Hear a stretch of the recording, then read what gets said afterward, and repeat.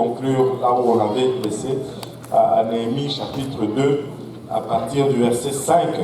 La Bible nous dit ceci, si vous l'avez trouvé, dites Amen, Néhémie 2, verset 5 à 8. Si vous l'avez trouvé, dites Amen.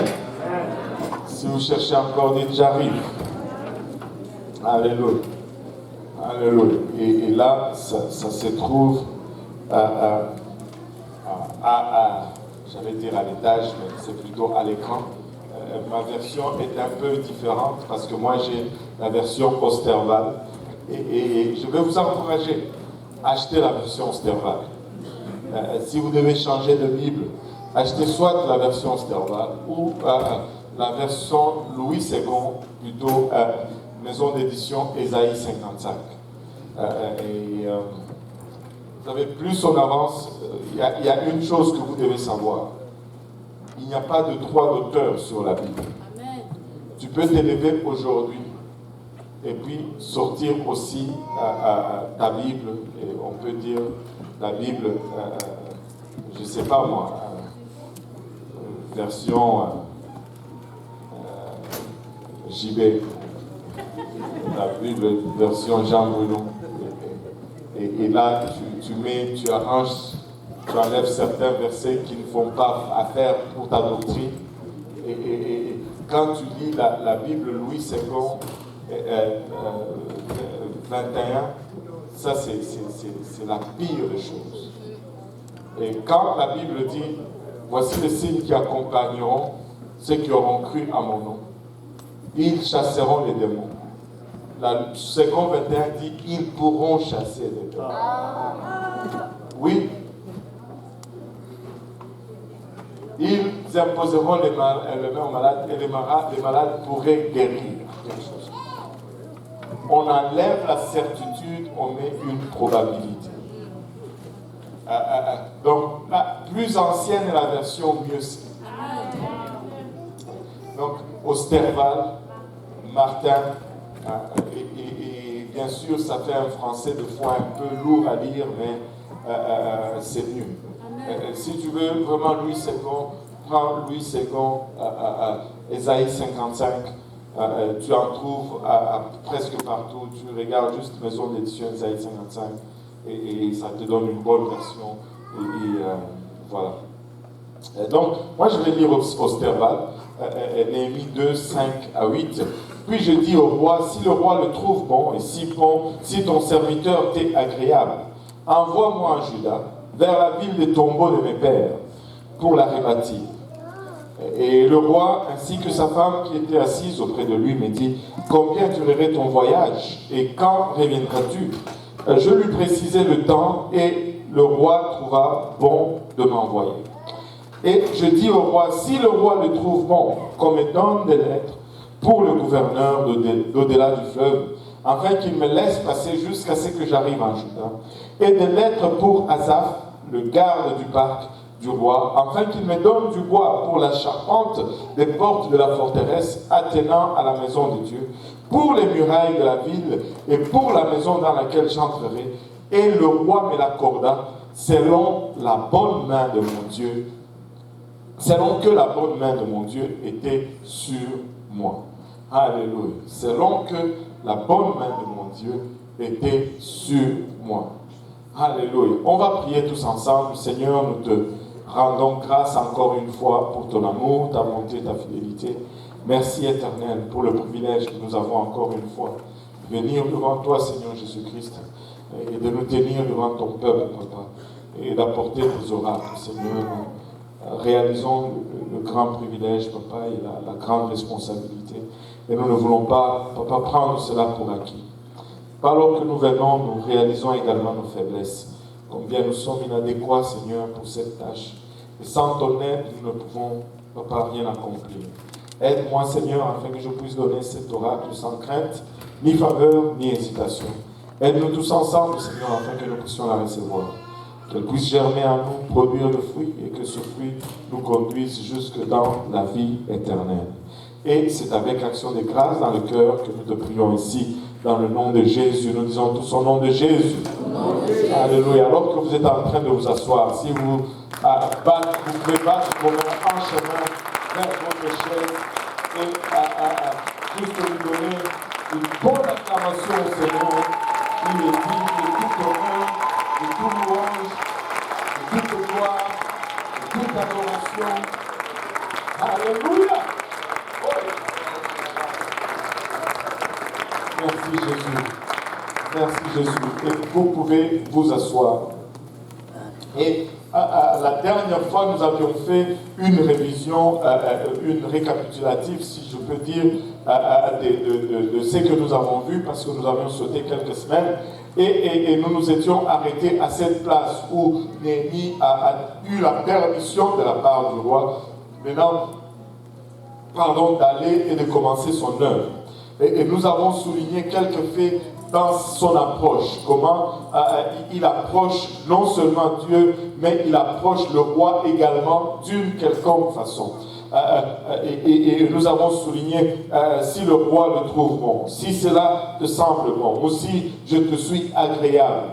Et il a eu la faveur de Dieu parce qu'il s'est approché de la bonne façon. Il a eu aussi la faveur du roi parce qu'il s'est approché également de la bonne façon. Mais somme toute, la chose la plus importante que nous avons soulignée le dimanche passé, c'est que le roi lui a accordé tout cela selon que la bonne main de son Dieu était sur lui. Et nous nous sommes arrêtés en disant ceci, que si nous voulons réussir dans nos entreprises, il faut que nous ayons la main de Dieu sur nous. Notre réussite ne va pas dépendre de nos capacités. Notre réussite ne va pas dépendre de nos habilités, ça ne va pas dépendre du nombre de diplômes que nous avons affichés sur notre mur, dans notre bureau, dans notre salon. Ça ne va pas dépendre, alléluia, de la grosseur de notre compte en banque, ni de notre revenu annuel, mais notre réussite dépend de la main de Dieu sur nous. Nous devons donc, ça devient un impératif d'agir, de se comporter, de se conduire, de sorte que cette main de Dieu soit attirée à nous. Vous savez, la main de Dieu bouge. Alléluia. Et il faut qu'elle bouge vers moi. Il faut qu'elle bouge en ma faveur. Pour cela, il faut que je me comporte d'une quelconque façon, que j'agisse d'une certaine façon, que je parle, que je me promène, que je vive d'une quelconque façon pour avoir cette faveur de Dieu sur moi, pour que cette main de Dieu vienne se poser sur moi. Et c'est ta responsabilité de faire que la main de Dieu se pose sur toi. Personne d'autre ne peut le faire à ta place. Tu vas le faire toi-même. Et Néhémie, finalement, il est parti, il a commencé l'entreprise et nous allons voir un peu par quel chemin il est passé pour posséder ses promesses. C'est bon d'avoir des promesses, mais il faut arriver à posséder ces promesses. Tu sais, les gens aiment les prophéties, et surtout quand ça devient positif. Tu trouveras un emploi, tu seras engagé chez Hydro-Québec, par exemple. Alléluia! Et tu auras $1 million. Alléluia! On est content. Nous aimons les prophéties. Mais des fois, les prophéties vont sortir, mais ne vont jamais s'accomplir. Et cela ne veut pas dire que c'était un faux prophète qui nous a parlé.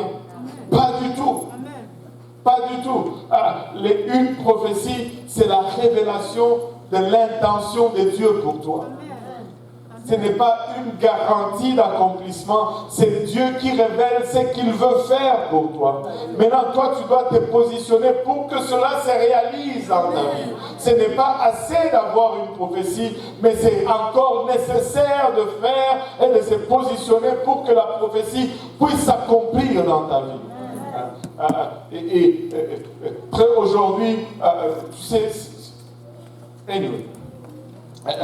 Donc on doit se positionner pour saisir nos promesses, pour obtenir nos promesses. Maintenant, quand Néhémie a commencé, il s'est mis en chemin pour aller maintenant conquérir ses promesses. La première chose qu'il a rencontrée sur son chemin, c'était l'opposition. C'était l'opposition. Néhémie 2, 9 à 10. Il dit, je vins donc vers le gouverneur qui sont de l'autre côté du fleuve, et je leur donnai des lettres, les lettres plutôt du roi. Or, le roi avait envoyé avec moi des chefs de l'armée et des cavaliers. Je vais faire juste une petite pause là-dessus. Tu sais, quand Dieu t'envoie, il te fait toujours accompagner.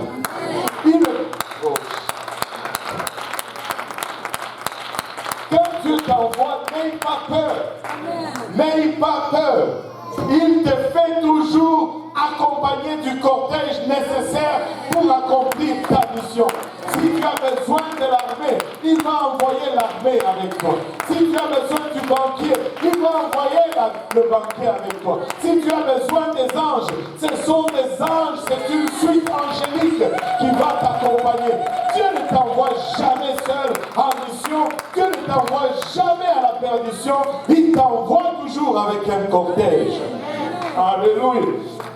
Or, le roi avait envoyé avec moi des chefs de l'armée et des cavaliers. C'est que Sambala, les Horonites, et Tobija, les serviteurs ammonites, ayant appris, ils eurent un fort grand dépit de ce qu'il était venu quelqu'un pour procurer du bien aux enfants d'Israël. Tout de suite en partant, l'opposition. Tout de suite en partant, l'opposition. Ce n'est pas parce que Dieu t'envoie qu'il n'y aura pas d'opposition. En fait, l'opposition souvent va même confirmer que c'est Dieu qui t'a envoyé. Tout le monde n'est pas content de voir l'œuvre de Dieu avancer. Tout le monde n'est pas content de voir une âme venir au Seigneur. Tout le monde n'est pas content de te voir soutenir quelqu'un ou aider quelqu'un. Tout le monde n'est pas content. Mais laisse-moi te dire, il y aura toujours de l'opposition. Mais peu importe l'opposition, nous sommes appelés à faire un travail et nous allons le faire dans le nom de Jésus-Christ de Nazareth. Nous n'allons pas laisser l'opposition déterminer ce que nous faisons. Alléluia, mais nous allons faire malgré l'opposition. Nous allons regarder au-delà de l'opposition. Laissez-moi vous dire ceci. Je dois donner quand même un petit avertissement là-dessus. Ne va pas créer tes propres troubles. Et puis là, tu vas les étiqueter comme étant l'opposition. Oh, non. Si tu n'es pas dans la volonté de Dieu, tu n'es pas dans la volonté de Dieu. Amen. Des fois, tu crées tes propres troubles. Maintenant, pour te consoler, mais c'est ça, hein, quand tu fais l'œuvre de Dieu. Oh, doucement. Doucement. Regarde. Il y aura de l'opposition, mais tout ce que tu rencontres comme trouble, tu sais pourquoi il faut être honnête avec soi-même. Quand tu es honnête avec toi-même, tu sais les troubles que tu as causés par toi-même. Tu les sais. C'est là, en tout cas, c'est une mauvaise décision. Ne mets pas l'étiquette de l'opposition. Non. Juste assume. Assume. Mais l'œuvre de Dieu sera toujours accompagnée de l'opposition. Et Néhémie ne s'est pas découragé lorsqu'il a vu l'opposition. Nous n'allons pas nous décourager lorsque nous voyons ce qui se dresse devant nous. Et des fois, tu regardes un peu la tâche à laquelle Dieu nous appelle, même sans opposition. Tu te dis, Seigneur, dans quoi nous nous embarquons ici? Tu regardes Montréal, une ville pécheresse. Et les bars de danseurs nus partout. Les gens que tu rencontres, des tatouages, des folies, toutes sortes de choses. Tu te dis, mais Seigneur, vraiment, tu n'as même pas besoin d'opposition. Alléluia. Mais nous allons avancer. Peu importe ce qu'il y a devant nous, Dieu nous a appelés, nous allons le faire. Dieu nous donne cette province, nous allons la conquérir. Une église à la fois, un quartier à la fois, un endroit à la fois. Alléluia, le message apostolique va aller de l'avant. Va aller de l'avant. Écoutez, vous pouvez nous regarder aujourd'hui et dire, oh, c'est une folie. Si vous étiez là il y a 10 ans, vous allez encore trouver ceci plus fou que maintenant. Écoutez, c'était encore pire que ce que tu vois aujourd'hui. Aujourd'hui, nous avons plus de ressources que nous avions lorsque nous avions commencé. Aujourd'hui, nous avons plus de points de prédication que lorsque nous avions commencé. Nous ne pouvons pas nous arrêter maintenant. Nous ne pouvons pas nous décourager maintenant. Nous sommes plutôt, alléluia, ranimés et encouragés par ce que nous voyons. Et nous allons aller de l'avant et nous allons le faire. La deuxième chose que Néhémie a fait, c'est qu'il a fait une évaluation. Il a évalué la situation. Il a fait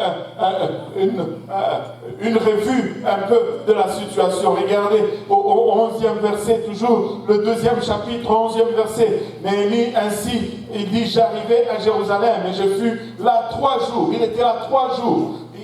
Il n'a pas commencé tout de suite à parler de ce que Dieu lui a envoyé de faire.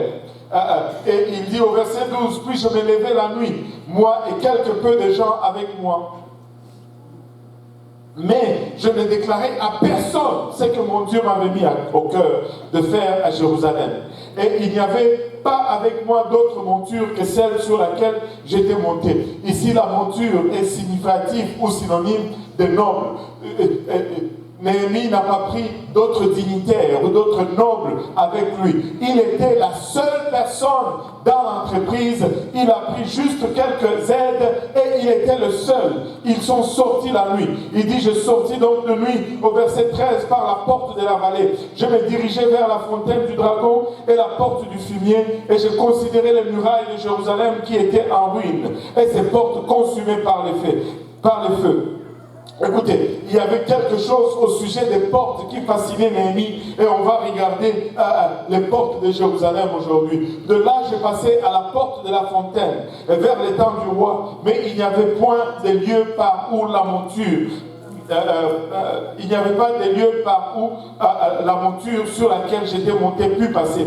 Et je montais de nuit par le torrent et je considérais la muraille, puis je m'en retournant, je rentrais par la porte de la vallée et je m'en revins. Il est sorti, il est allé au fait un peu mesurer qu'est-ce qu'il y avait comme travail à faire. Il est allé évaluer, il a fait une évaluation du lieu. Vous savez, ça ne sert à rien de se jeter tout dans l'œuvre. Prends le temps de compter. Tu ne pars pas en guerre avant de compter tes munitions. Amen. Amen. Si tu comptes tes munitions et que tu vois que lui, il a plus de munitions que toi, ben, c'est mieux d'utiliser la diplomatie que d'utiliser la guerre. Allô? Amen. Alléluia. Alléluia. Mais laissez-moi vous dire, nous avons l'Éternel des armées avec nous. Nous avons... Il n'a pas perdu une seule bataille. Si tu te mets sur le général Jésus, alléluia, tu es sûr de gagner la bataille. Il n'a perdu aucune bataille. Il n'a perdu aucune bataille. Néhémie a fait son évaluation et après son évaluation, vous allez voir qu'il a commencé maintenant à tisser des alliances, mais en même temps qu'il tissait des alliances, en même temps l'opposition aussi se levait. Avez-vous déjà remarqué ceci? Bon, je dois être prudent. Bon, on va juste dire, en même temps qu'il tissait les alliances, en même temps l'opposition aussi s'est levée d'autre part. Regardons la suite, verset 16. Or, le magistrat ne savait point où j'étais allé, ni ce que je faisais, aussi je n'en avais rien déclaré jusqu'alors, ni aux Juifs, ni aux sacrificateurs, ni aux principaux, ni aux magistrats, ni au reste de ceux qui s'occupaient des affaires. Alors je leur dis, vous voyez la misère dans laquelle nous sommes, comment Jérusalem est dévastée, et ses portes brûlent. Et ses portes plutôt brûlées. Venez et rebâtissons la muraille de Jérusalem et ne soyons plus dans l'opprobre. Je leur déclarai comment la bonne main de mon Dieu avait été sur moi et aussi les paroles que le roi m'avait dites. Alors ils dirent, lèvons-nous et bâtissons. Ils fortifièrent donc leurs mains pour bien faire. Néhémie, finalement, il arrive un temps où il doit maintenant se mettre avec ceux qu'il a trouvés sur place pour commencer sa conquête, pour commencer la restauration, pour commencer la reconstruction des murs et des portes de Jérusalem. Alléluia. Laissez-moi vous dire ceci.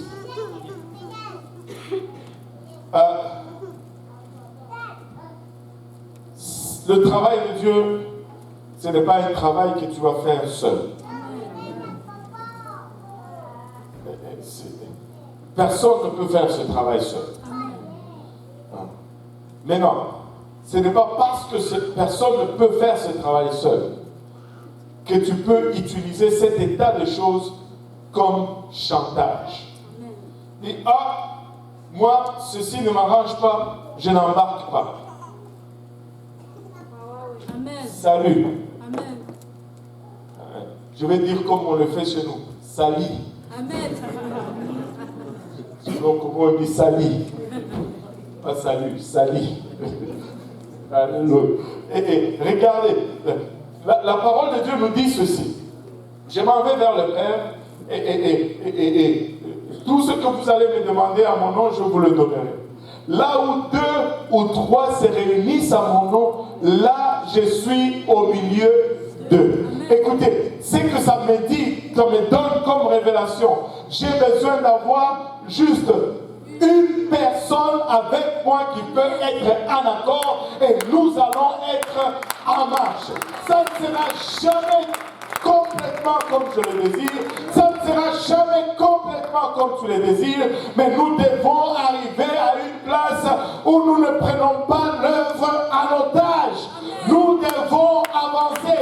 Ce n'est pas comme je le veux, mais nous devons avancer. Ce n'est pas comme tu le veux, mais nous devons avancer. Écoutez, si je trouve seulement une personne qui peut être en accord avec moi, on avance, le reste va suivre. Si je trouve juste une personne qui va se dire, oh, on tient les mains ensemble, on prie, on va Dieu faire, nous allons le faire et nous allons avancer. Nous allons le faire et nous allons avancer. Mais c'est dans l'intérêt et pour le bien de tous que nous regardons tous dans la même direction. Nous n'allons pas tous être d'accord. Il y en a qui aiment manger le riz collé, il y en a qui aiment manger le riz blanc, il y en a qui aiment le foufou, il y en a qui aiment la chikwam. Mais à quelque part, nous devons faire ce que nous sommes appelés de faire. Ça ne sera pas toujours selon moi et ça ne sera pas toujours selon toi. Mais ça va toujours être dans la volonté de Dieu, dans une seule direction et nous allons avancer. Nous allons avancer et nous devons avancer. Amen. Regarde ton voisin, dis-lui, nous devons avancer. Alléluia. Pendant qu'ils tissaient les alliances, le verset 19 nous dit, mais Sambala, les Ornites, et Tobija, le serviteur ammonite, et Geshem, l'arabe, l'ayant appris, se moquèrent de nous et nous méprisèrent en disant, qu'est-ce que vous faites? Est-ce que vous vous révoltez contre le roi? Alléluia. Ils n'avaient aucune idée. Ils ne savaient même pas qu'ils étaient dans la volonté du roi. Écoutez, il y a des gens qui vont se dresser contre toi parce qu'ils sont sincères peut-être. Ils pensent que tu te rebelles, si tu te rebelles contre Dieu. Mais laisse-moi te dire, avec humilité, alléluia, humblement, marchez toujours dans les voies de Dieu. Ne jamais se détourner ni à gauche ni à droite. Opposition, il y en aura toujours. Des idées contraires, il y en aura toujours. Mais nous devons avancer. Mais je leur répliquai et leur dis, le Dieu des cieux lui-même nous donnera le succès. Nous, ses serviteurs, nous lèverons et nous bâtirons. Mais vous n'avez ni part, ni droit, ni souvenir dans Jérusalem. Écoutez ceci, il faut se mettre à l'œuvre. Il faut se mettre à l'œuvre. Ce n'est pas le temps d'avoir un pied dedans, un pied dehors. Ce n'est pas le temps de faire un petit peu pour Dieu, un petit peu pour moi. Non, il faut faire pour Dieu. Il faut tout faire pour Dieu. Parce qu'à celui qui aura peu, on ôtera même le peu qu'il a et on donnera à celui qui a. S'il y a un temps où nous devons nous engager à fond dans l'œuvre de Dieu, c'est maintenant. C'est aujourd'hui. Ce n'est pas demain, c'est maintenant. Nous devons tout investir. Nous nous avons chanté tout à l'heure, tout mon espoir est établi sur ton amour et ta justice. Si nous lui donnons tout notre espoir, mais confions-le à notre avenir, confions-le nos familles, confions-le nos finances, confions-le nos travail, confions-le nos relations, confions-le toutes choses. C'est la seule façon de pouvoir vivre pour Dieu. Il n'y a qu'une seule façon de vivre pour Dieu, c'est de tout vivre pour Dieu. Amen. Et si tu n'es pas engagé, tu n'auras pas de part quand le Seigneur reviendra. Et laisse-moi vous dire, il revient très bientôt. Il revient très bientôt. Il revient très bientôt. C'est le pasteur Serge, ceux qui aiment le prophétique. Il m'appelle un jour, il me dit qu'il a eu un rêve. Et dans le rêve, j'étais en train de lui dire il faut que tout le monde aille à cette conférence qui va se tenir, je pense, aux États-Unis, parce que c'est la dernière conférence qu'il va y avoir. Ça va être la dernière conférence de UPC. Moi, je ne sais pas si c'est vrai ou pas, mais ça m'a interpellé. Moi, je ne peux pas, je ne sais pas si c'est la dernière année. Ne sortez pas d'ici en disant que le pasteur a dit que c'est la dernière année. Je n'ai pas dit cela. C'est que je veux tout simplement dire, c'est que je suis interpellé et je vous exhorte à être prudent, à être engagé, parce que les temps sont proches. La fin peut nous surprendre là où nous sommes en train de dormir ou de jouer.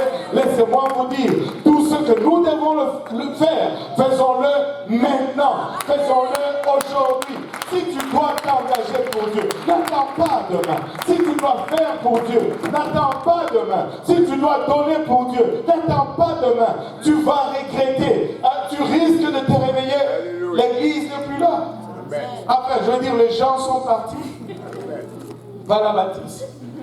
La bâtisse va rester. Tu peux venir ici, avoir un service tout seul. Mais nous, on sera partis. Alléluia. Gloire au nom de Jésus. Écoutez, tu dois juste, je ne sais pas comment le dire, ça doit être le battement de ton cœur. Ça doit être la priorité de ta vie. Parce que si tu manques cela, tout le reste devient, tout le reste est déjà nul. C'est seulement que tu ne t'en rends pas compte. Tu ne vas même pas amener $1 avec toi. Même pas $1. Ton vêtement préféré pour lequel tu donnais de la misère au pasteur, il va rester. Il va rester. Parce que des fois, c'est comme toutes ces choses, ça va rester. Ça va rester au final, on part sans rien. C'est seulement avec lui et les âmes que nous aurions gagné. Je parle de vêtements, oui, mais il y en a qui, c'est leurs femmes qui vont rester.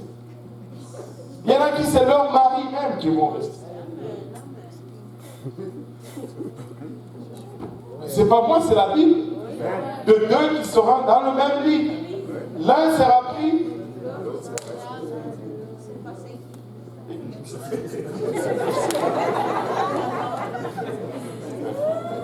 C'est pourquoi j'ai dit les deux. Je ne veux pas avoir des problèmes aujourd'hui. Ça peut être soit le mari, soit. Mais vous voulez partir le deux. Amen. Vous voulez monter le deux. Amen.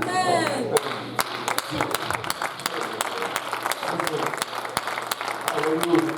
Alléluia. Il y aura des alliances, mais il y aura des oppositions. Écoutez, tu dois savoir avec qui te mettre ensemble et tu dois savoir qui éviter. Tu dois savoir qui éviter.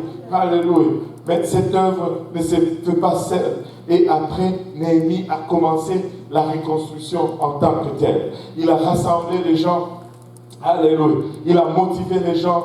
Ils ont commencé à construire, mais pendant qu'ils construisaient, les ennemis de Dieu se sont pointés encore. Et là, Néhémie était obligé d'abord de diviser le groupe. Il y a un groupe qui veillait, un autre qui travaillait. Un groupe qui veillait, un autre qui travaillait. Et après, il fallait que le travail avance. Tout le monde au travail. Mais d'une main, on avait une épée pour se battre. De l'autre main, on avait une truelle pour bâtir. Et c'est comme ça que la reconstruction se fait. C'est comme ça que la restauration se fait. Écoutez, des fois, c'est littéralement comme ça dans notre vie. Nous devons nous battre pour notre propre salut, alors que nous sommes en train de faire avancer l'œuvre de Dieu jour après jour après jour. Au chapitre 3, Eliachab, le grand sacrificateur, s'éleva donc avec ses frères, le sacrificateur, et ils bâtirent la porte des brebis. Que tout le monde dise la porte des brebis. C'est la toute première porte qu'ils ont commencé à bâtir. Et en lisant Néhémie, je me suis rendu compte qu'il y avait 12 portes à la ville de Jérusalem. Vous savez, je ne sais pas si vous voyez ça aussi. C'est comme tu as une révélation, mais de quelque chose que tu savais déjà. Amen. Bon, je vais m'expliquer. Tu sais, quand j'ai commencé à lire, j'étais comme waouh! Seigneur, il y avait 12 portes à Jérusalem. Là, le Seigneur me dit, calme-toi. Tu savais qu'il y avait 12 portes à Jérusalem. Tu sais, on la lit dans les livres d'Apocalypse, on la lit les 12 tribus, 12 portes. Tu sais, mais, bon, on dirait que j'avais oublié. Et c'était comme une nouvelle révélation. Il y a 12 portes. Mais la révélation, ce n'était pas qu'il y avait 12 portes. La révélation, c'était la signification maintenant de ces portes. Et ces 12 indiquent vraiment la marche par laquelle nous passons tous dans notre naissance et marche spirituelle jusqu'à ce que le Seigneur nous amène là où il veut nous amener. Et on va commencer à regarder ces portes. La première porte, c'est la porte des brebis qui est au fait le type du salut. La porte des brebis est le type du salut. Et tout commence toujours par le salut. Tout commence toujours par l'évangile. Si tu n'as pas encore checké cette box, enfin, cette boîte, si tu n'as pas encore coché cette boîte, voilà. Si tu n'as pas encore coché la boîte du salut, tu es encore à la case de départ, n'essaye pas d'aller plus loin. Il faut que tu checkes il faut que tu coches cette case. Voilà, je vais parler français éventuellement. Il faut que tu coches cette case. Oh Seigneur, arrête de nous l'Amérique du Nord. Alléluia. La porte des brebis, c'est la première porte. C'est ton premier pas dans le royaume de Dieu et c'est ton premier pas dans la restauration personnelle de ta vie. Et ça commence par le salut. Ça commence d'abord par la réalisation que nous sommes pécheurs. Je dois réaliser que je suis pécheur. Et une fois que je réalise que je suis pécheur, ça me fait réaliser que je marche dans la mauvaise direction. Et une fois que je réalise que je marche dans la mauvaise direction, s'il y a moindrement un peu de sens en moi, je dois faire un demi-tour et changer de direction. C'est ce que nous appelons la repentance. Je dois me repentir, me détourner des voies mauvaises et commencer à marcher vers Dieu. Amen. Et après la repentance, vient le baptême d'eau au nom de Jésus-Christ pour le pardon des péchés. C'est pourquoi nous avons une piscine ici, nous n'avons pas de petit bol, parce que le mot baptême vient du grec baptise, qui veut dire tremper ou plonger ou immerger, et ça symbolise ton ensevelissement ou ton enterrement dans le Seigneur. Et après vient la résurrection, qui est le baptême du Saint-Esprit qu'on reçoit avec l'évidence de parler en langue. Quand tu reçois le Saint-Esprit, tu vas parler en d'autres langues. C'est le parler en langue qui est indicatif du fait que tu as reçu le Saint-Esprit. Et cela est cohérent avec toute la Bible. Je vais juste ajouter un verset, aide-moi un peu. Jean chapitre 3, verset 8. Je ne l'ai pas ici, mais voilà. Et ça, c'est le Seigneur qui parle. Il dit, le vent souffle où il veut et tu en entends le bruit, mais tu ne sais d'où il vient ni où il va. Il en est ainsi de tout homme, pas de certains hommes, de tout homme qui naît de l'esprit. Quelqu'un qui naît de l'esprit, on l'entend. Et Et on va l'entendre quand il parle en langue. Le baptême du Saint-Esprit, ce ne sont pas les convulsions ou les secouements. Le baptême du Saint-Esprit, ce n'est pas la chair de poule. Le baptême du Saint-Esprit, ce n'est pas que je suis tombé. Non. Quand tu parles en d'autres langues, c'est là que nous pouvons confirmer que tu as reçu le Saint-Esprit. Alléluia. Et quelqu'un m'a dit une fois, pasteur, j'ai reçu le Saint-Esprit, mais je n'ai pas parlé en langue. J'ai dit, comment tu sais que tu as reçu le Saint-Esprit si tu n'as pas parlé en langue? C'est comme si je te disais, je suis sauté dans cette eau, mais je ne suis pas mouillé. Tu vas douter que je suis sauté dans... Allô? Amen. Mais si tu me vois mouillé, tu vas dire, oh, es-tu rentré dans l'eau? Alléluia. Et c'est comme ça. Le baptême du Saint-Esprit est évidencé par le parler en langue. Amen. Si tu veux le mettre à l'épreuve, tout à l'heure, on va venir à l'avant, on va prier pour toi. Si tu te laisses tout simplement aller, tu vas voir, ça va arriver. Amen. Ça va arriver. Amen. Moi, je sais que ça va arriver. Amen. Je sais que là où tu es, tu doutes. Mais ça va arriver. Et je peux te le démontrer encore une fois. Tu sais, l'approbation de Dieu était toujours pas ce qu'on entendait dans l'Ancien Testament. Amen. Tu sais, le souverain sacrificateur était le seul qui rentrait dans le lieu saint, dans le lieu très saint, et qui est le type du Saint-Esprit aujourd'hui, là où la présence de Dieu demeure. Mais quand il entrait là-bas, toute la foule à l'extérieur était silencieuse. Mais quand Dieu acceptait son sacrifice, il commençait à danser. Et les clochettes au bord de sa robe commençaient à faire gling, gling, gling, gling, gling. Et quand le peuple qui était dehors entendait, que tout le monde disait entendait ce bruit, ils étaient comme youpi! Dieu a accepté l'offrande.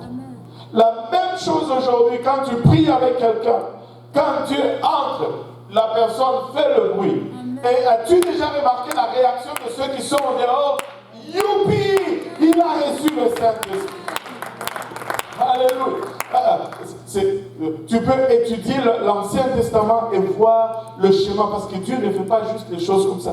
Il laisse le schéma ou l'empreinte de tout ce qu'il va faire pour que nous puissions retourner et confirmer ce que nous avons. Nous devons confirmer ce que nous avons. Amen. Alléluia. Le premier porte, c'est le salut. Et je prends à témoin ces gens qui sont assis ici à l'avant aujourd'hui. Que de cette chair, que nous prêchons le salut continuellement. Parce que sans cela, personne ne peut aller nulle part. Que l'évangile, écoutez, ne succombez jamais à la pression. Ils vont te dire, tu prêches tout le temps la même chose. Écoutez, ils mangent tout le temps la même chose. Mais ils sont en santé. Il y en a qui ont mangé le riz hier, il y en a qui ont mangé le riz hier, avant-hier et les jours avant. Ils ont 50 kilos de riz dans la maison. Ils mangent le riz chaque jour, mais ils sont là. Le poulet, on mange le poulet chaque jour, mais on est là en santé. Écoutez, prêche la même chose chaque jour. Prêche-le, prêche-le. C'est lui qui a faim. Il va manger. Écoutez, cet évangile nous a sauvés et cet évangile va nous garder. Cet évangile va nous garder. Le jour que tu perds l'amour de l'évangile, tu es aussi perdu. Tu dois être excité à chaque fois que tu entends prêcher l'évangile. Tu dois te rappeler d'où Dieu t'a tiré à chaque fois qu'on prêche l'évangile. Prêchez l'évangile. Tous les jours, prêchez l'évangile. Tous les jours, prêchez l'évangile. Tu ne sais pas qui est là. Tu ne sais pas qui est là. Tu ne sais pas qui est là. Prêche l'évangile. Tu ne sais pas si c'est le dernier jour pour quelqu'un aujourd'hui. Prêche l'évangile. Prêche l'évangile. Prêche l'évangile. La porte de brebis. Tout commence par là. Tout commence par là. Après la porte de brebis, la deuxième porte, c'est la porte de poisson. Alléluia. Hein? Après l'agneau, c'est le poisson. Alléluia. Le menu est bon aujourd'hui. Alléluia.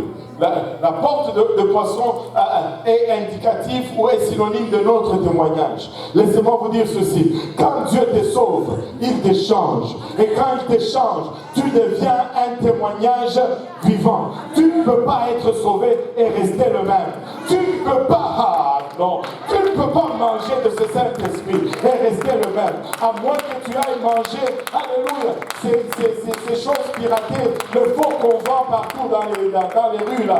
Et comment on dit, crois seulement, confesse de ta bouche, accepte le Seigneur dans ton cœur et tu es le même, tu ne changes pas. Non. Si tu passes par l'évangile, si tu te répands, si tu t'es fait baptiser en son nom, si tu reçois le Saint-Esprit, tu changes. Le prédicateur nous l'avait dit comme suite. Écoute, les jours que tu reçois le Saint-Esprit, même ton chien s'en rend compte. Tu rentres à la maison, il te regarde et dit, ouh, quelque chose de différent avec ce type. Quelque chose de changé. Avant, quand tu rentrais, tu lui donnais un coup de pied. Mais aujourd'hui, tu rentres, tu lui dis, oh, la créature de Dieu. Ça, tout change. Tout change. Ta femme remarque que tu as reçu le Saint-Esprit. Oh, revenons. Je vais avoir des problèmes. Je dois revenir avant les sauts. Mais quand nous sommes sauvés, Dieu nous change. Quand nous changeons, nous devenons un témoignage. Nous devenons un témoignage. Les gens nous regardent et ils disent, mais qu'est-ce qui est arrivé à Yvan? Avant, Yvan, chaque vendredi, c'était le disco, le bar. Mais aujourd'hui, il est différent. C'est J-Péniel. Qu'est-ce qui s'est passé? Il doit y avoir un témoignage. Il doit y avoir un témoignage, pauvre Yvan. Je ne sais même pas s'il connaît la couleur du fond d'un bar. Mais anyway, c'est juste un exemple. C'est juste un exemple. Amen. C'est juste un exemple. Alléluia. Mais ce que je veux dire, c'est que ta vie devient un témoignage parce que Dieu t'échange. Les gens avec qui tu étais tout le temps fâché, tu commences à le sourire. Les gens avec qui tu étais tout le temps en conflit, tu commences à résoudre les problèmes. Et écoutez, il doit y avoir un changement. Sinon, tu n'es pas sincère. Sinon, tu n'es pas sérieux. Il doit y avoir un changement. Il doit absolument y avoir un changement. Sinon, on n'a pas de témoignage. On n'a pas de témoignage. On ne peut pas rester le même. On ne peut pas rester le même. Alléluia. Celui qui est en Christ, il est une nouvelle créature. Il est une nouvelle créature. Cela ne veut pas dire que tu changes de couleur, mais ton attitude change, ta personnalité change. Oh, montre un peu d'amour, s'il te plaît. Amen. Dieu t'a-t-il sauvé? Amen. Un peu de joie. Un sourire, tu marches sur la rue, souris, sois content. Tu es en route vers le ciel. Amen. Si ça ne te rend pas content, rien ne va te rendre content.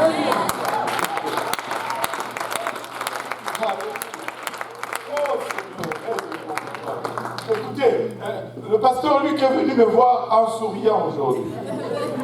Il me dit, c'est la deuxième fois que quelqu'un coupe ses pneus. Je ne sais pas, le dimanche passé, ils ont mis un couteau dans ses pneus. Aujourd'hui encore, on a mis encore un couteau dans ses pneus. Écoutez, si tu es à l'église ou qu'il t'a prêché quelque chose, tu n'es pas content, mais arrête de faire ça.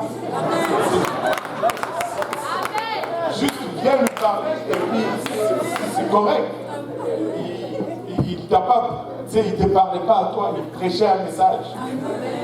Les gens de Montréal, non, ils sont où? Et il est dit en souriant. Pourquoi? Il est en route vers le ciel. Il est en route vers le ciel. Le pneu, tu sais, la trompette sonne. Le pneu va rester là-bas. Il part. Il part. Alléluia. Dieu nous a changés. Soyons un témoignage. Je plaide avec vous, soyons des témoignages. Changeons un peu notre attitude. Écoutez, pas un témoignage sélectif. Lui, oui, parce qu'il vient du Congo. Lui, non. Lui vient d'Haïti, non. Pas des choses comme ça. Sois un témoignage. Sois un témoignage. Amen. Soit un témoignage. Écoutez, après la porte du poisson, c'est la vieille porte qu'ils ont réparée. Et chaque porte est significative de notre marche avec Dieu. Après que Dieu t'ait sauvé, après que tu aies développé un témoignage, il faut maintenant que tu commences à bâtir ta fondation. Écoutez, ça parle de la doctrine. Nous devons avoir une une fondation solide. Nous devons avoir une fondation solide. Notre fondation ne doit pas bouger. Amen.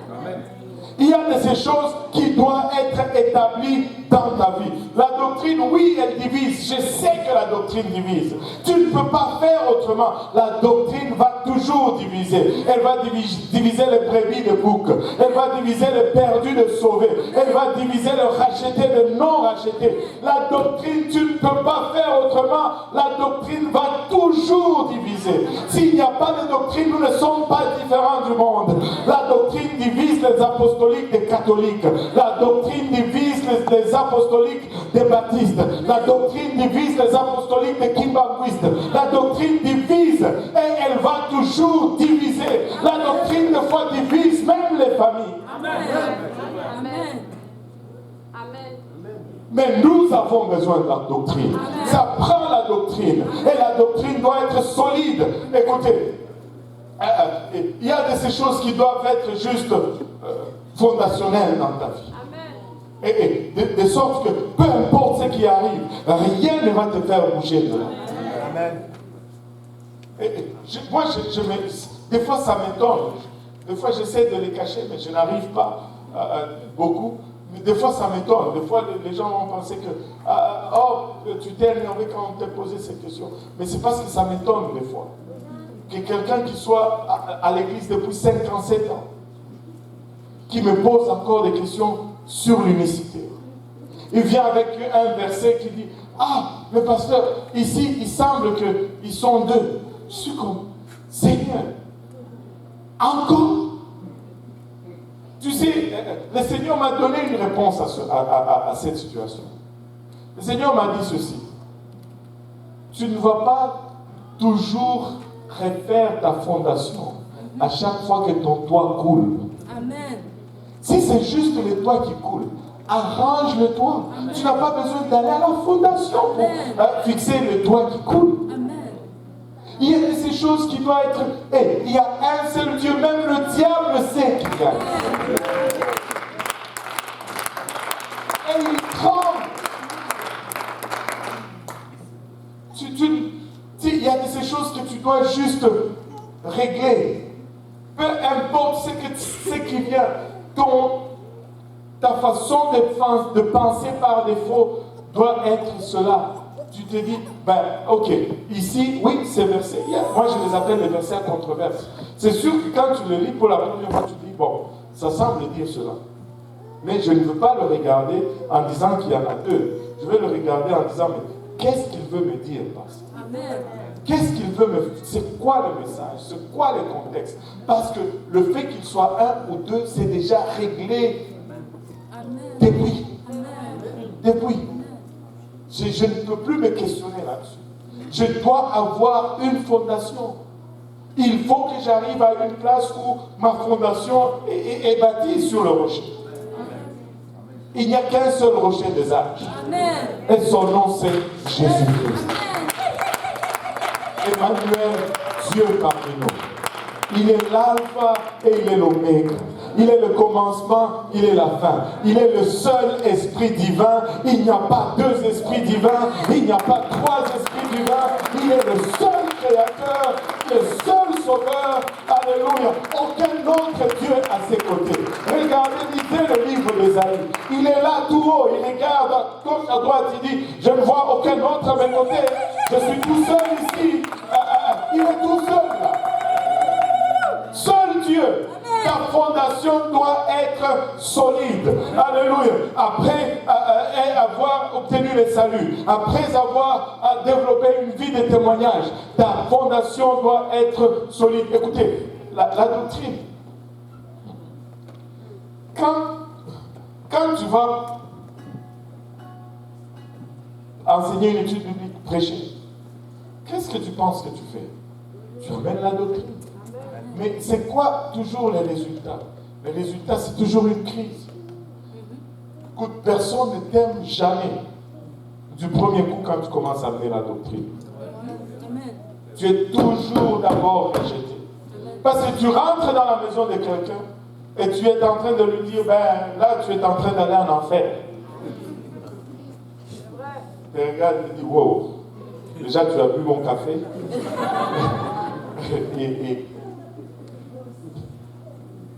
Mais c'est ça la doctrine. C'est ça la doctrine. Quand tu l'enseignes, tu crées toujours une crise. Mais c'est la résolution de la crise créée qui amène maintenant l'homme à Dieu. Mais partout où tu vas amener la doctrine, tu vas créer une crise. Est-ce qu'à cause de cela, on va mettre la doctrine de côté? Oh non, non, non, non, non, non, non, non, non, non. 1000 fois non. On va prêcher la doctrine avec amour, avec patience, avec douceur, mais on va la donner. Et ne rentre pas chez quelqu'un et dis tu es en train d'aller en enfer. Non, non. Ne fais pas ça. Ça, ce n'est pas douceur. Ça, ce n'est pas amour. Tu enseignes juste la parole de Dieu. Mais quand tu es en train d'enseigner, tu sais, quand moi, on m'enseignait l'étude biblique, j'étais comme, attends. C'est-à-dire que tout ce que j'ai fait depuis là, c'était pas bon. Est-ce que vous avez déjà posé cette question? Si tu veux me dire que tout ce que j'ai fait jusqu'à présent, c'est pas bon, ne dites pas oui. ce n'est pas ça l'affaire. Ne dites pas oui. Ce n'est pas que, le point c'est que ce n'est pas que c'est pas bon ou pas bon. Parce que tu es sincère. Et jusqu'à une certaine mesure, Dieu honore la sincérité. Amen. C'est pourquoi il va nous amener à cette place où nous allons éventuellement entendre la doctrine. Amen. Ce qui serait erreur, c'est de rejeter la vérité qu'on te donne. Amen. Tu sais, avoir vécu avec ce que tu avais, ce n'est pas mauvais. Ce qui est mauvais, c'est maintenant rejeter la révélation que Dieu te donne. Ça devient mauvais. Ça devient dangereux. Ça conduit à la perdition. Et la dernière fois que j'ai vérifié, écoutez, la sincérité c'est bon, mais ce n'est pas suffisant. On doit être sincère, mais on peut être sincèrement dans l'erreur. On peut être sincère dans l'erreur. La sincérité n'est jamais garantie de la vérité. Mais avec amour, alléluia, nous devons partager cette doctrine. Après, la fondation, c'est la porte de la vallée. La vallée, c'est le lieu de souffrance. C'est synonyme de souffrance. Et cette souffrance est nécessaire pour la croissance spirituelle.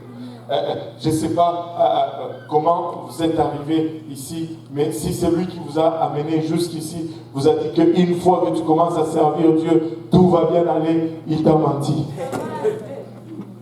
Il t'a menti. Écoutez, il y a de ces choses qui allaient mieux quand je ne servais pas Dieu. Et quand j'ai commencé à servir Dieu, même le peu qui allait bien a commencé à aller mal. Mais là, les peu qui restaient, qui allaient bien encore, on me dit non, ça tu ne peux pas faire. on m'a mis à la lever. Alléluia. Et laissez-moi vous dire, Dieu va permettre les épreuves. Dieu va permettre les souffrances. Dieu ne nous promet pas l'exemption des souffrances. Mais Dieu nous promet qu'il va nous préserver dans les souffrances. Et c'est à partir des souffrances qu'on va grandir. Et laissez-moi vous dire ceci. C'est toujours dans la vallée qu'il y a de la croissance. Il n'y a pas de croissance sur le sommet des montagnes. Nous aimons l'expérience des sommets des montagnes. Si vous avez fait la classe de géographie à l'école primaire, on avait appris les sédiments.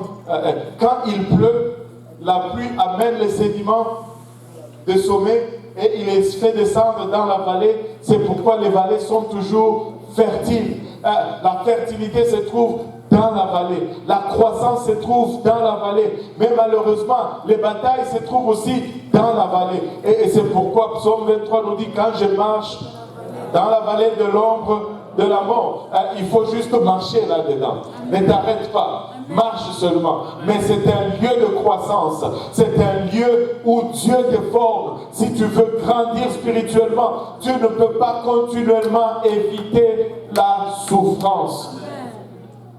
Et c'est par ces souffrances que Dieu travaille en nous. C'est par ces souffrances qu'il nous fait grandir. C'est par ces souffrances qu'il fait ressortir des choses en nous. Alléluia. Et regardez ceci. N'ayez pas peur de souffrir pour Dieu. Ne fais pas des compromis pour sortir de la souffrance. Tu fais des compromis pour sortir de la souffrance, ben tu vas y retourner et ça va être encore plus long. Parce que tu dois refaire tout le temps que tu as fait, plus. Dieu honore toujours. J'étais en train de parler à l'église de l'Est quand Dieu m'a mis ceci en tête. Regardez ceci. Moïse, il est considéré comme le serviteur le plus humble sur la face de la terre. Oh Seigneur, qu'il a enduré des choses. Il a failli être lapidé je ne sais pas combien de fois. Sa propre famille se ligue contre lui. Les rébellions, il en a vu de toutes les couleurs.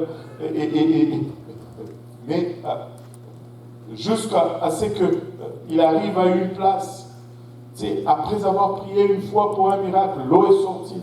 La deuxième fois, ils veulent encore le lapider. Là, il est exaspéré, il prend le bâton, il frappe, avec le rocher. Et Dieu lui dit, tu as fait ça, tu ne vas pas entrer dans la terre promise. Mince! J'ai prié pour ces gens. J'ai tout fait pour eux. Quelle injustice! Honnêtement, entre vous et moi. Amen. Soyez honnêtes. Ça semble très injuste. Ça semble très dur. Il a tout fait, toutes ces choses. Et finir, il n'entre même pas dans la terre promise. Mais Dieu est fidèle. Ce que tu fais pour Dieu, Dieu ne l'oubliera jamais. Quelques milliers d'années plus tard, sur le mont de la transfiguration, le Seigneur Jésus devient comme une ampoule luminante. La lumière sort de lui. Et tout le monde est... Et là, qui est-ce qu'on voit à côté de lui? Moïse et Élie.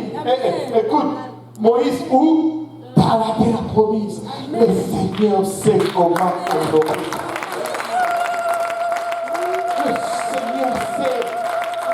Le Seigneur sait. Persévère.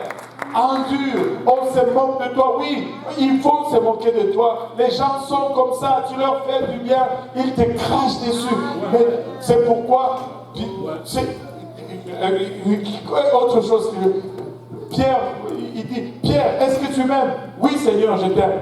Paie mes brebis. Pierre, m'aimes-tu? Oui Seigneur, tu sais que je t'aime. Paie mes brebis.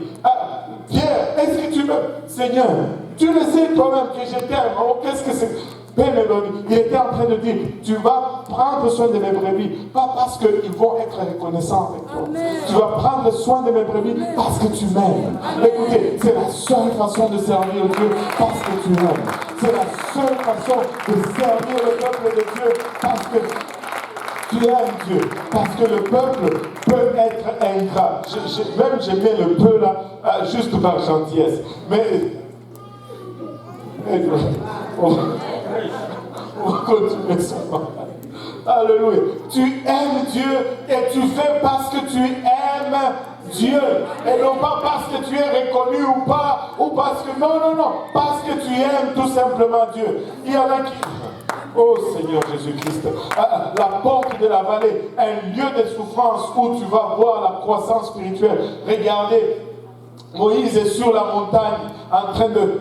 C'est la guerre avec les Amalécites. Moïse est sur la montagne avec Aaron et Hur d'un côté et de l'autre en train de prier. Et nous aimons cette expérience. Mais là, dans la vallée, qui est en train de se battre? Caleb, en train de... Josué... Et qui pensez-vous qui prend la place de Moïse après que Moïse meurt? Ce n'est pas Aaron ou Hur qui était avec lui sur le sommet de la montagne, mais c'est plutôt Josué qui était dans la vallée en train de se battre. Alléluia. Écoutez, des fois, c'est ça. C'est ça. C'est ça. Oh, moi j'étais tout le temps avec le pasteur, je ne sais pas pourquoi, il donne la licence à l'autre. Mais l'autre, il était tout le temps dans la rue en train d'évangéliser. Amen. Alléluia. Alléluia. Là, je ne m'aide pas. Mais je veux prêcher quand même. Après, la porte de la vallée, où il y a la souffrance et toutes ces choses. Maintenant, la cinquième porte, c'est la porte du fumier. Quelle drôle de porte? La porte du fumier. juste un bon terme pour dire la porte des excréments, de matière fécale. Alléluia. C'était aussi une porte. Alléluia. Mais qu'est-ce que cette porte a dans notre vie? Vous savez, c'est là où les immondices qui sont à l'intérieur de nous sont enlevées de l'âme. C'est là où toutes ces choses, tu sais, quand tu portes, tu passes à travers les souffrances. Dieu te purge, Dieu te presse, Dieu travaille. Mais ce qui sort n'est pas toujours bon. Allô? Ce qui sort n'est pas toujours bon. Mais Dieu n'est pas en train de le faire pour que tu vois que waouh, et puis tu deviens encore méchant. Non, non, non. Dieu veut que tu vois ce qu'il y a à l'intérieur de toi, afin que tu puisses tomber à ses pieds et demander qu'il t'aide pour arranger cela. Tu sais, certains, si Dieu envoie, tu sais, quelqu'un pour marcher sur les orteils, c'est... Je ne veux pas le dire. C'est des jurons qui sortent. Tu sais, ça devrait être avant le Seigneur Jésus-Christ. Mais après, quand maintenant tu passes à travers toutes ces choses, quand le Seigneur envoie un pressoir, il te presse. Tu sais, certains d'entre nous sont déjà arrivés à cette place où tu les marches sur l'orteil au lieu des jurons. Certains d'entre nous parlent même en langue. Aïe, mais il ne va pas sortir des mauvaises choses. Donc, ces choses doivent sortir. Mais nous devons nous en débarrasser. Quand Dieu les expose, tu sais, ça c'est une autre chose que le Seigneur nous a montré. Le problème n'a jamais été le pressoir. Amen. Les problèmes, c'est toujours le fruit que tu mets dans le pressoir. Les jus que tu vas avoir ne va pas être déterminé par le pressoir, mais va être déterminé par le fruit que tu mets dedans. Et c'est toi le fruit. Si tu mets le citron dans le pressoir et que tu presses, ben, c'est du jus de citron qui sort. Tu auras peut-être besoin de sel et de miel et de toutes ces choses pour pouvoir l'avaler. Mais si tu mets des raisins dans le pressoir ou des oranges, c'est le jus de raisin ou le jus d'orange qui sort. Et donc, même pressoir, mais le résultat est changé par le fruit que tu mets à l'intérieur. Dieu va utiliser plusieurs personnes comme pressoir. Alléluia. Mais ne t'en prends pas au pressoir. Si tu t'en prends au pressoir, tu es passé à côté. Il y aura un autre pressoir qui va venir.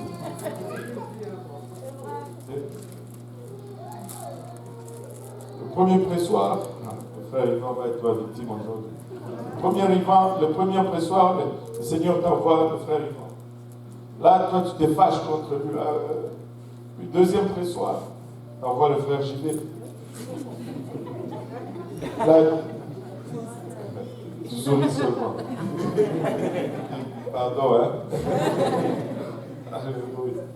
Et c'est... Ne t'en prends pas au pressoir. Mais je ne suis pas en train de dire cela pour dire que maintenant, il y a un ministère de pressoir dans l'Église. Ça n'existe pas un ministère de pressoir. Si tu t'engages dans ce ministère, tu vas aller en enfer. Dieu n'a pas placé quelqu'un pour marcher sur les pieds des gens. Allô? Ce n'est pas un ministère. Laissez, c'est que je suis en train de vous dire, laisse Dieu s'occuper du pressoir. Ne t'inquiète pas, Dieu va s'en occuper. Il y a des gens qui vont prendre les choses sur leur dos. Même moi-même, je suis quand même le pasteur quand même. Même moi-même, je n'adresse pas certains problèmes. Mais toi, tu veux aller adresser. Pourquoi? Pourquoi? Laisse. Tu as oublié que c'est l'église de Dieu. Laisse.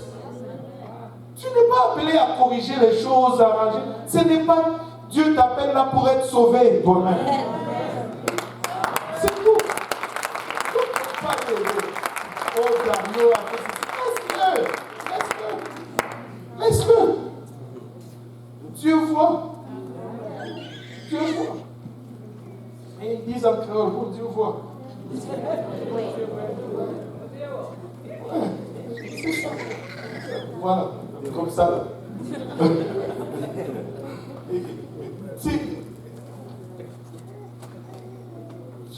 Laisse-les présoir. Dieu lui-même sait quand utiliser qui, et puis après tu utilises, il te corrige, tu utilises, il te corrige, et puis tu grandis. Mais, oh, quel courage! Laisse cette affaire. Va prier. Amen. Prier. Hey, ça c'est juste un bonus.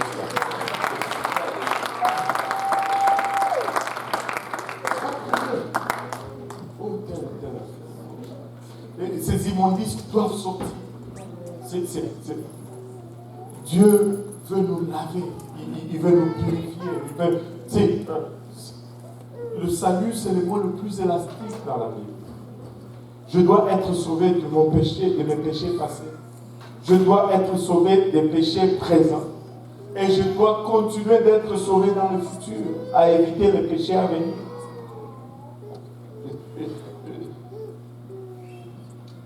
Ça doit sortir. En l'homme, il n'y a rien de bon.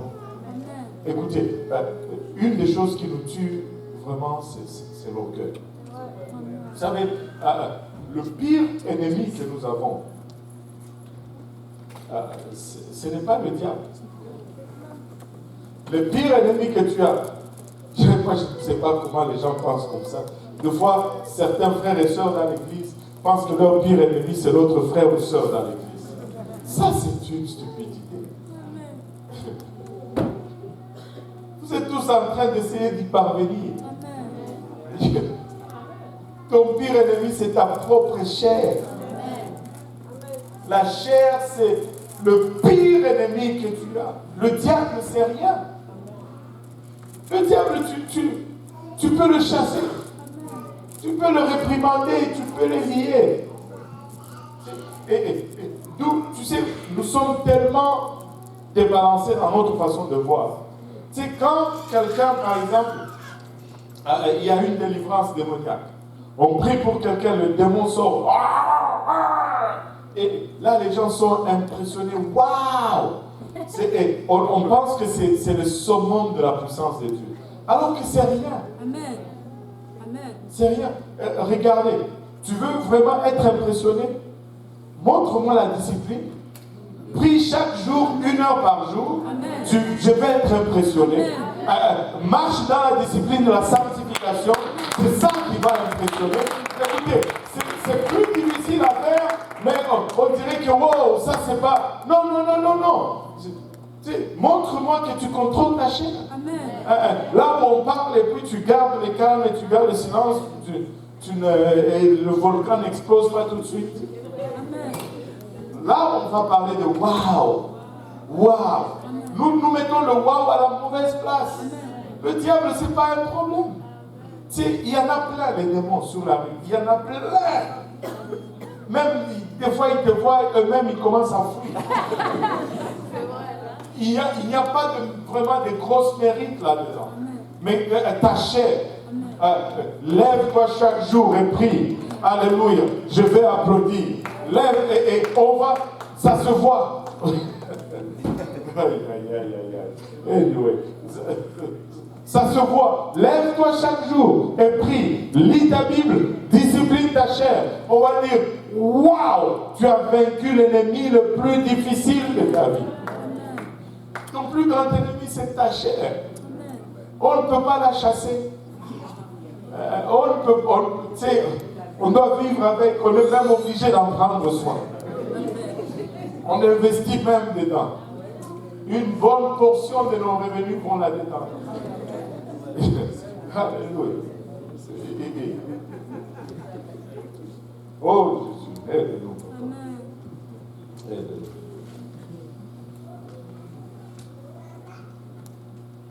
Dieu enlève ces choses de nos vies. Je pense qu'on va s'arrêter à la 6e porte aujourd'hui. Ouais, on va regarder la 6e porte. On va regarder la 6e porte. On ne va pas faire les 12. La sixième porte, c'est la porte de la fontaine. La fontaine, c'est un synonyme ou un type de l'eau vive. Une eau de source, une eau pure. Regarde, si tu as été sauvé, si ton témoignage devient ce que Dieu attend, si ta fondation est solide, si tu passes par les épreuves de la souffrance spirituelle, si tu te dégages des immondices de l'âme, tu deviens une source d'eau fraîche pour ton environnement.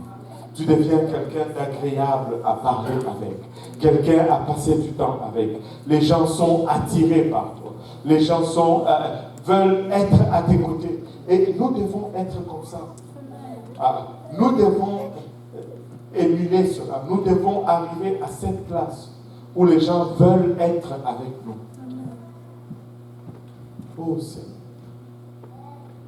Il y a de l'espoir. Yes. Et nous devons arriver à cette place où les gens veulent être avec nous. Nous devenons une source d'eau fraîche. Nous rapportons la fraîcheur. Les gens qui sont fatigués viennent auprès de nous et ils sont encouragés. Les gens qui sont découragés viennent auprès de nous et on les réconforte. Les gens qui sont en manque, ils viennent auprès de nous. Et chaque fois qu'ils viennent auprès de nous, et qu'ils ressortent avec une parole d'encouragement, une parole de réconfort, une parole de soutien, une bonne parole, pas qu'ils viennent chez nous et puis on tape dessus encore, il part encore plus déprimé que lorsqu'ils sont venus nous voir. Ça, ce n'est pas ce que Dieu s'attend à ce que nous soyons. Nous devons être des sources d'eau vive. Nous devons être des sources d'eau fraîche, où le monde vient et il se désaltère auprès de nous. C'est ce que Dieu nous appelle à faire. Et Néhémie était en train de reconstruire porte après porte, porte après porte, porte après porte, porte après porte. Mais ça, c'est l'indicatif de notre marche. Si nous allons être en réveil personnellement, nous allons marcher une porte à la fois à travers ces portes. Amen. Si nous pouvons nous lever tous ensemble.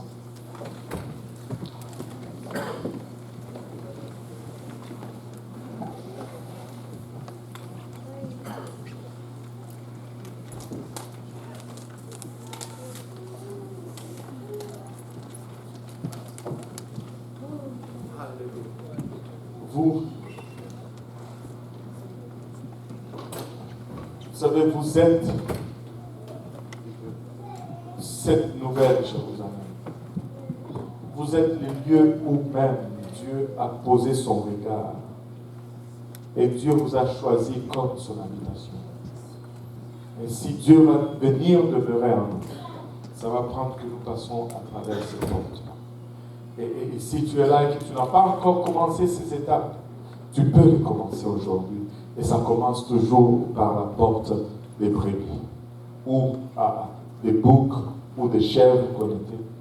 On devient des brebis du Seigneur. On devient des brebis du Seigneur.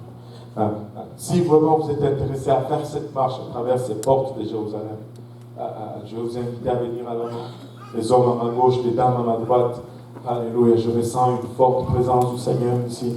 Si vous n'avez pas encore reçu le Saint-Esprit avec l'évidence de parler en langue, ne mettez pas mes paroles en doute, juste comme ça, de façon préjudicielle. Venez et mettez plutôt ces paroles à l'épreuve. Ouvrez-vous et laissez Dieu vous remplir aujourd'hui. Et si vous n'avez pas encore été enseveli dans le nom du Seigneur Jésus-Christ, nous avons l'eau, nous avons des vêtements de l'échange. Ça ne prend que votre obéissance. Si vous lui obéissez aujourd'hui, alléluia. Il ouvrira grand sa porte à lui et vous accueillera à lui aujourd'hui.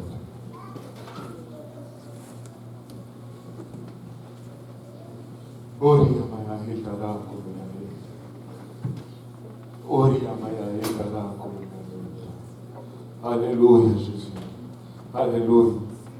Certains d'entre nous ont déjà passé la porte de brebis, mais si vous n'êtes pas encore passé par la porte de brebis, vous pouvez la passer aujourd'hui. Certains d'entre nous sont à la porte de poisson, mais cette porte de poisson doit être une continuité dans notre vie, jour après jour. D'autres sont dans la vieille porte où ils sont en train de raffermir leur fondement, leur doctrine. Persévérer, continuer d'étudier cette parole. Ne manquez pas les études bibliques. Et d'autres sont dans la porte de la vallée, un endroit de souffrance où Dieu vous met à l'épreuve. Vous avez l'impression qu'il vous tord littéralement et des choses que vous n'avez peut-être pas soupçonnées sont en train de sortir de vous. Laissez-moi vous dire, si vous restez obéissant sous sa main, il va parfaire ce qu'il est en train de faire avec vous. D'autres sont à la porte du fumier où ces épreuves font ressortir des choses. Et laissez-moi vous dire, débarrassez-vous de ces choses. La colère, l'envie, les jalousies, l'orgueil, l'animosité, toutes ces choses, ce sont des choses que Dieu va mettre hors de nos vies par le moyen des épreuves. Et ces épreuves ne font que remonter ces choses à la surface, pour que nous puissions voir réellement ce qui est en nous et que nous puissions lui permettre de faire un travail de nettoyage et finalement qu'il enlève toutes les immondices qui sont en nous, afin que nous puissions aller à la porte de la fontaine où nous commençons à devenir vraiment une bénédiction pour les autres. Une bénédiction pour les autres. Une source de rafraîchissement. Quelqu'un à qui on accourt quand on est en détresse. Quelqu'un qu'on recherche quand on est découragé. L'épaule sur laquelle on s'appuie lorsqu'on est abattu. Nous devons arriver à cela. Si nous pouvons élever nos voix vers le Seigneur, il y a des gens qui prient dans cet hôtel, peuple de Dieu. Soyez conscients, on peut ressentir une présence de Dieu parmi nous.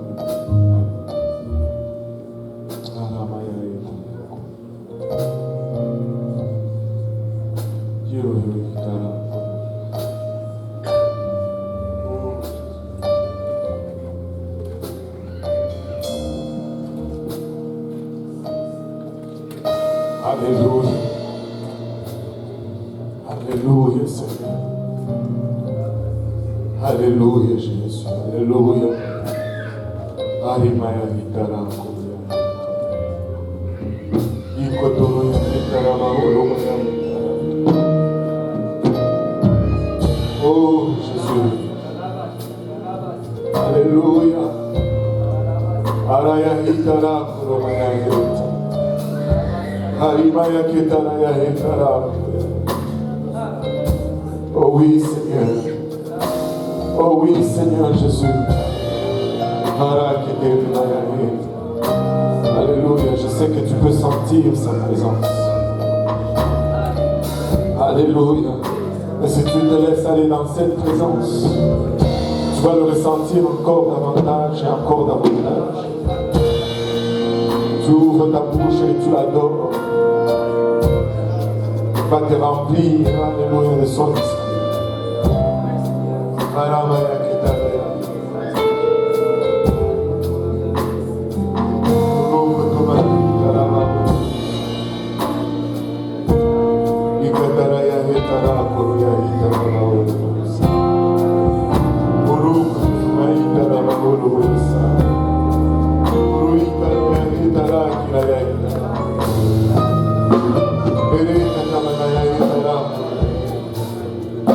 Oh oui, Jésus.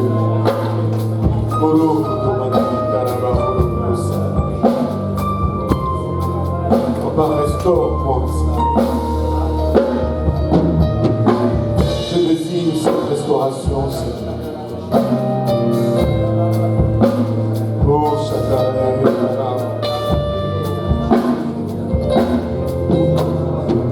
Alléluia. Alléluia. Alléluia, Seigneur. Alléluia, Jésus.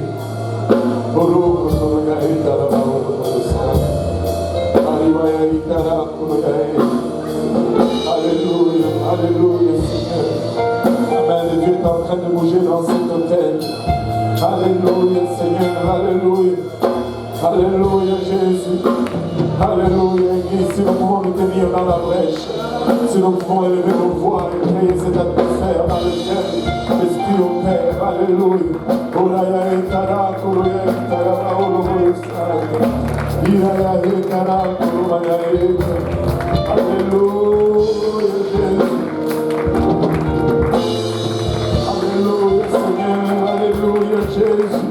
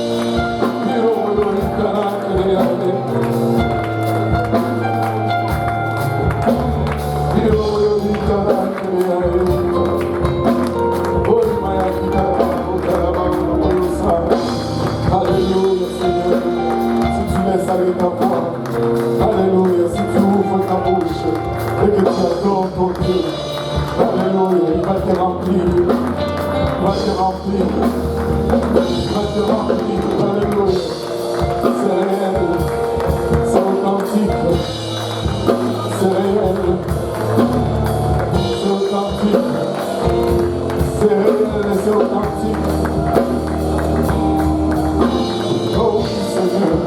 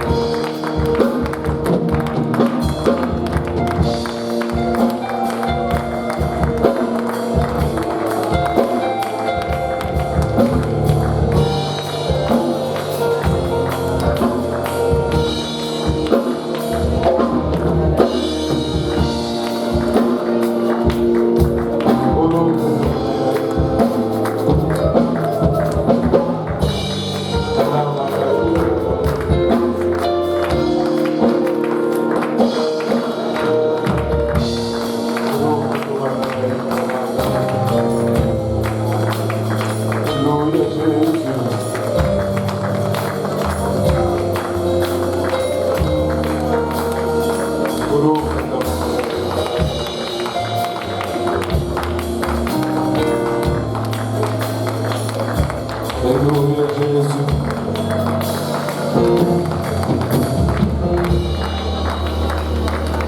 Alléluia, Seigneur. Alléluia. Alléluia. Pouvons-nous l'adorer juste encore un moment.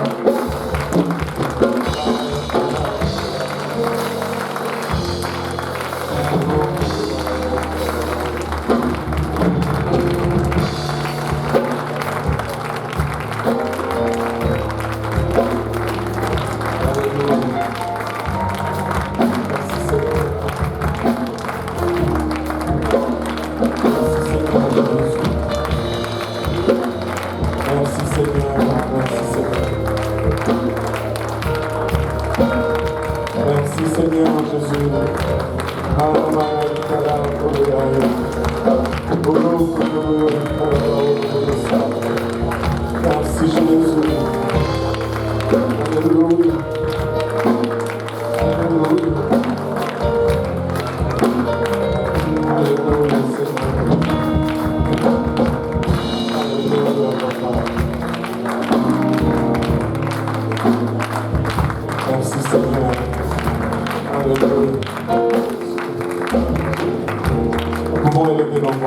son trône tous ensemble. Seigneur, nous te rendons grâce pour ton amour, ta bonté, ta fidélité. Merci, Papa, pour le temps passé dans ta présence. Merci pour ta parole, ô Éternel. Prions maintenant, Seigneur, que tu nous permettes, Seigneur, de recevoir cette parole sans résister. De nous réserver une place de choix dans nos cœurs, ô Éternel. Produire de fruits et que ce fruit nous conduise jusque dans la vie éternelle. Papa, garde-nous, nous te prions, Seigneur. Préserve-nous, Seigneur, pour le restant de cette journée. Pas le restant de la semaine, jusqu'à ce que nous allons nous rencontrer prochainement. Avec action de grâce dans le cœur que nous te prions ici. Dans le nom précieux de Jésus, nous disons tous au nom de Jésus.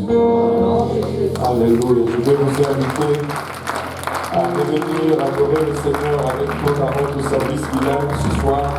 À partir de 18h, service de prière, 18h30, service d'adoration. Et n'oubliez pas la chaîne de prière. Revenez plus souvent. Et plus de prière va nous donner plus de puissance. Amen. Que le Seigneur vous bénisse.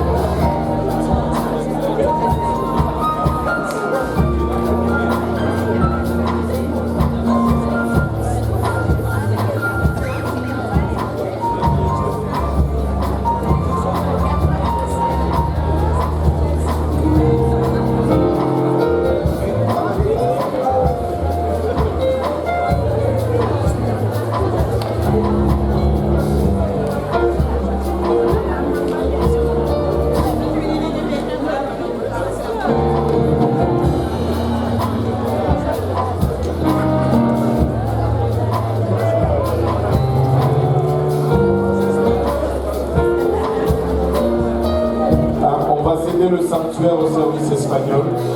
Amen.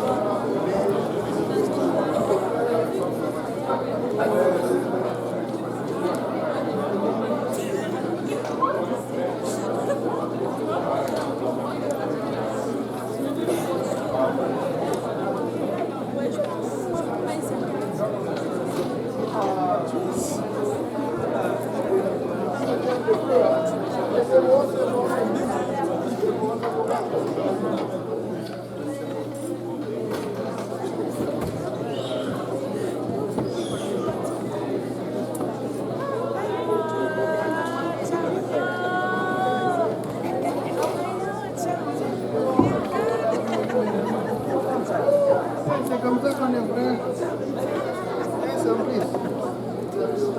Please.